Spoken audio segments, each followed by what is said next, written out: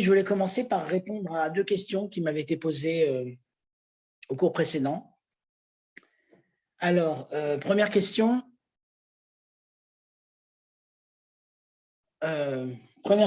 C'était juste une référence dans le Tanakh à propos de la prière des Bnei Noach. La prière des Bnei Noach, Rachid disait qu'elle était entendue, n'est-ce pas? Alors, on retrouve ça dans les rois. Comment dire, chapitre 1, verset 43. Je vous le lis en français, c'est mieux. Hein.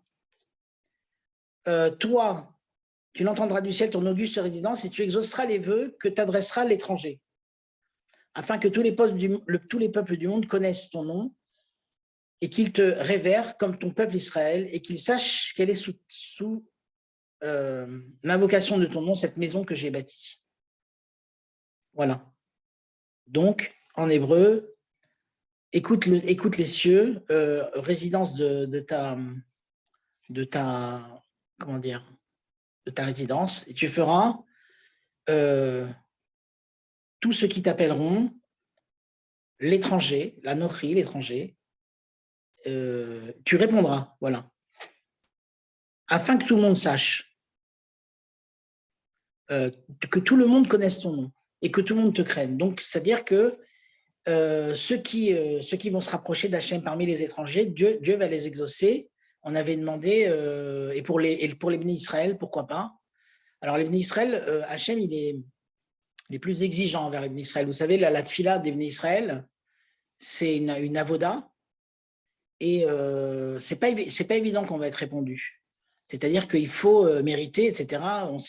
On avait dit déjà la dernière fois que Moshe Rabbeinu lui-même, il avait fait 1515 tfilotes et que Dieu a accepté, mais la réponse, comment dire, c'est des milliers d'années plus tard que Dieu va réaliser sa demande. Donc, voilà. Vous vous rappelez que vous m'aviez demandé ça de Sipora? Vous vous rappelez? Voilà. Alors maintenant, il y avait autre chose que vous m'avez demandé de Sipora. C'était sur Bereshit. Bereshit, dans les versets de Bereshit sur la création de l'homme, vous m'avez fait remarquer que j'ai été regardé, donc j'ai vu qu'effectivement, dans la création de l'homme, il y a marqué, donc verset 26, Dieu a dit, et là il n'y a que le nom Elohim, Vayomer Elohim, Naase Adam, faisons l'homme. Alors Rachid dit pourquoi un pluriel ici, alors que c'est lui tout seul Hachem qui fait, d'accord? C'est parce qu'il a créé un tribunal céleste et il est, comme Dieu, il est modeste, il demande conseil. Mais en réalité, c'est Hachem qui crée. Et il nous dit d'ailleurs que les apicorsim profitent de ces versets pour dire, voilà, il n'y a pas que Dieu, c'est un pluriel ici. D'accord? Rachid le précise. Mais peu importe. Faisons l'homme. Betsalmenu kimetenu, à notre ressemblance, à notre image, je traduis comme ça. Tselem et Dmout. Ensuite, verset d'après, Vaïvra Elohim et Adam, toujours le nom de Elohim, seulement le nom d'Elohim. Vaïvra, il a créé avec le terme, comme vous m'avez fait remarquer, c'est pour Vaïvra, d'accord? Et puis ensuite, on a dans le Perek Bet, verset Zaïn, verset 7, Vaïtser Hachem Elohim et Adam. Et là, il y a les deux noms. Il y a Hachem Elohim. Et il y a un autre terme qui est employé, c'est Vaïtser, n'est-ce pas? Donc, il y a trois verbes ici. Il y a d'abord l'action, Naasé, faisons. Ensuite, il a créé et ensuite, il a formé, n'est-ce pas? Alors, j'ai fait quelques recherches sur ça et j'ai trouvé une citation du Zohar et des psukim aussi. En fait, la création de l'homme, elle se fait par étapes. Il y a deux points importants, et d'ailleurs, on verra ça dans Sharei Chut Ve'emuna. Il y a d'abord Aïn Liyesh, Hachem fait sortir du néant, c'est-à-dire qu'il n'y a pas de cause première. Ça, c'est le mot bara. Vaïvra, c'est-à-dire que l'homme, il sort vraiment du néant. Ça, c'est le verbe bara. Vaïtser, Yetzira, Ça, c'est cause et conséquence. C'est quand la création va se révéler, Yitzer. D'accord? Et tout ça, c'est pour la réalisation dans le monde concret de Asiya. C'est ce qu'il dit en premier. Mais ce qu'on peut remarquer, c'est que dans le passouk que j'ai trouvé, c'est un Tikkuné Zohar, il dit comme ça. Kol anikra bishmi ou vilervodi barativ yetzartiv afasitiv. Tout ce que j'ai créé, tout ce qui est appelé par mon nom pour ma gloire, je l'ai créé, barativ, premier verbe, deuxième verbe ici, barativ, yetzartiv, troisième verbe, et afasitiv, il reprend à la fin le premier verbe. Et aussi, j'ai fait, à l'envers. D'accord? Et on a un Rashi sur place qui nous dit, j'espère que je suis clair, j'espère que je suis clair, il y a deux idées ici. Il y a sortir du néant et il y a cause et conséquence. On peut remarquer aussi que dans la tfila, on dit Yotzer Or ou Boré Rocher. Vous me l'avez fait remarquer la dernière fois, Tzipora. Yotzer, on a dit que c'était quoi? C'est quand la chose se révèle. Yotzer Or, la lumière, c'est une idée de révélation. Boré, c'est ce qui sort du néant, il n'y a pas encore de forme. Donc Boré, Rocher. Rocher, c'est quoi? C'est quelque chose qu'on ne peut pas encore distinguer. On ne peut pas encore distinguer ce qu'il y aura. Mais quand même, dès le début, on nous dit Betsalmenu kidmutenu. Rachid nous dit pour Tsalmenu kidmutenu, c'est quoi?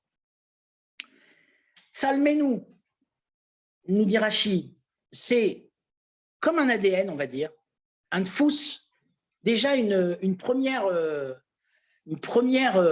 comme une, comment dire, comment le terme, c'est quelque chose qui est gravé comme ça.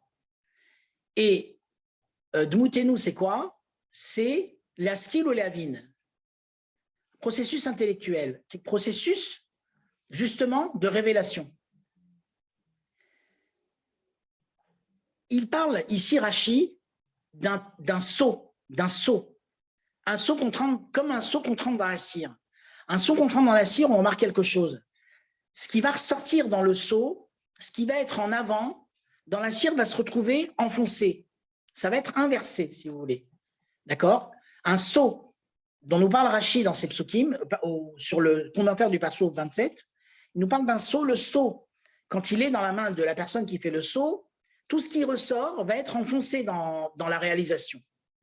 Et on remarquera que par la suite, dans les psukim, on parle de la naissance de Caïn et Avel.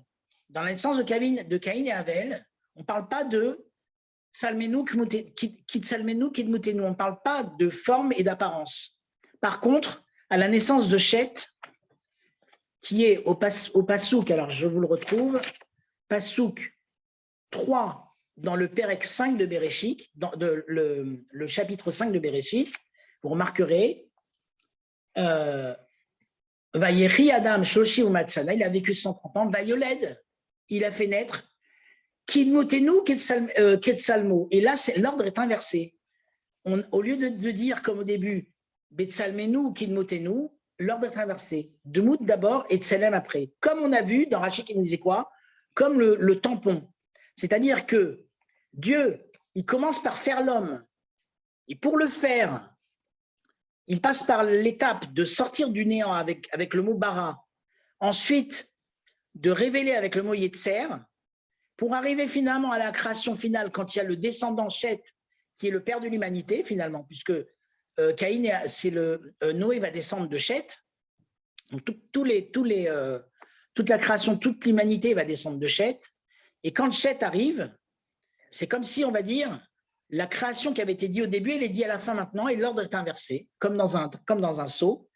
Et le mot ressemblance et apparence, c'est maintenant apparence et ressemblance. On voit que c'est inversé. C'est donc la création qui commence. Donc, est allusionné ici tout le processus qu'Hachem a mis en place, étape par étape, pour créer l'homme et pour créer une descendance. Est-ce que la réponse vous convient? C'est très intéressant. Voilà. Ça, j'ai trouvé dans Athéret, Passionnant. un livre Athéret, et j'étais regardé à droite, à gauche, et voilà, évidemment, ce n'est pas exhaustif, bien sûr. Merci beaucoup. C'est déjà une base de réflexion. Merci.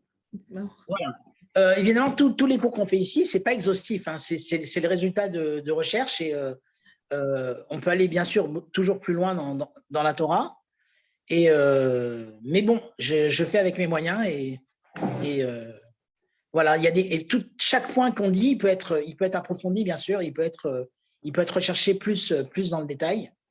Cette Torah est très très grande, et tout est détaillé.